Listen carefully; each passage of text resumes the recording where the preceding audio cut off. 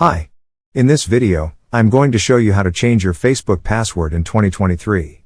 First, we want to open Facebook. For this, click on Facebook. After clicking on Facebook, Facebook is open to you. Here, you will see how we can change the password of this account. For this, go to the bottom of your mobile screen, and then you will see a menu button. Click on it.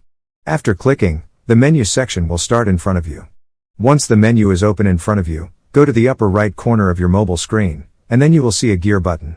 Click on it. After clicking, your settings and privacy will be open in front of you. Once it's open, go down below, and in the Account Center section, you will see a See More button in Account Center. So, click on it. After clicking, Account Center will be open in front of you. Once Account Center is open in front of you, here, you will see a section of Account Settings. In Account Settings, you will see a button, the third one in the list named Password and Security. Click on it. After clicking, Password and Security will be open in front of you. Once it's open, here, you will see a button of Change Password. Click on it.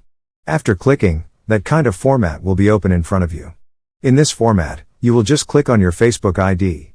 So, click on your Facebook ID. After clicking, that format means the Change Password section will be open in front of you.